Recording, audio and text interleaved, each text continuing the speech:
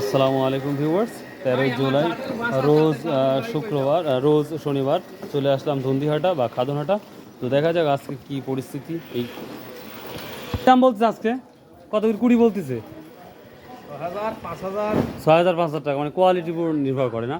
যেটা হচ্ছে ফাঁকা ওইটা কত করে বলছে?